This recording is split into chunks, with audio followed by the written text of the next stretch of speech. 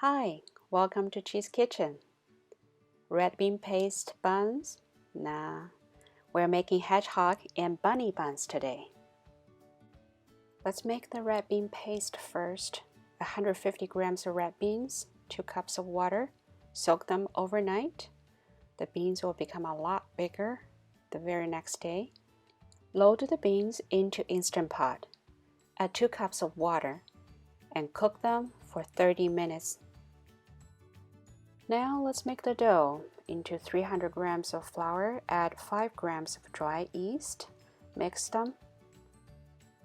Add 180 ml water gradually into the dry mix. Finish the water, continue mixing them a little, and then you start kneading the dough for 5 minutes. At the end of the 5 minutes, you'll press the dough into bottom of the bowl and cover it and let it ferment for an hour. Load the pressure-cooked red beans into a non-sticky pan. Press the red beans using a spoon so that the red bean paste won't have too many chunks of the red beans. However, I do love the red bean chunks though. That's why I don't use blender. If you want the paste to be very fine, you can also use blenders. But anyhow, we need to dehydrate the bean paste more from here. Add 50 grams of sugar and 50 grams of pork fat.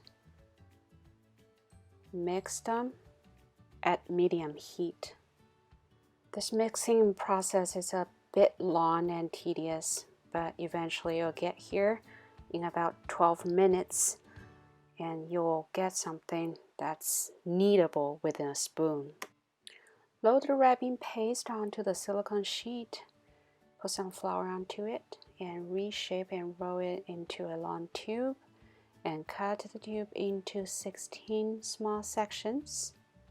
Pick up one piece and roll it, squeeze it into a small ball. These are 16 of them, ready to be wrapped. Okay, the dough is fermented. Let's degas the dough and remove the dough from the bowl and get it onto the silicone sheet.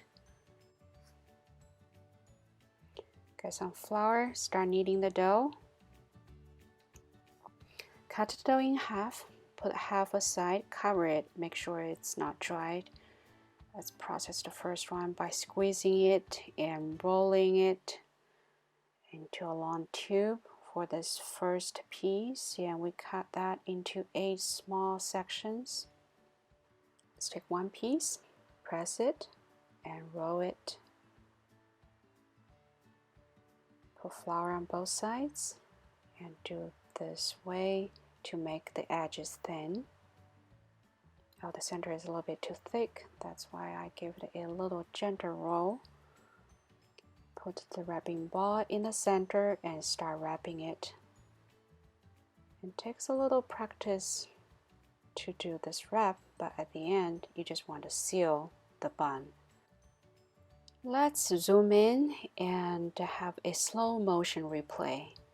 It's really hard for me to put in words how the fingers from both hands are coordinating with each other, but at the end of the day, you just want to seal the bun. Doesn't matter how beautiful it looks like. Oh wow, they look nice. But flip it over and roll it, round it up.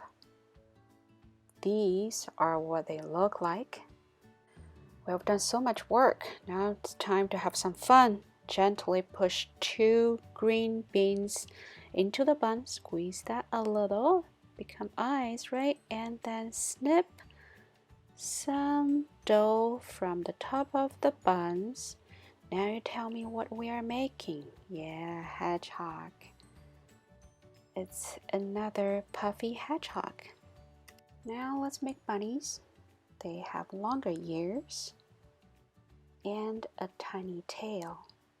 They need to be re-fermented for 20 minutes before being steamed. This is very important. Can't skip that step.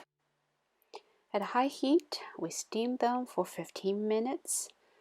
Remember to turn off the heat and wait for 5 minutes before you uncover them. Wow, now they're all puffed up. They're chasing each other in circles. Now they're having a meeting and decide who to go first. Thank you for coming to my Hedgehog and Bunny party. Thank you for visiting Cheese Kitchen. I'll see you again very soon.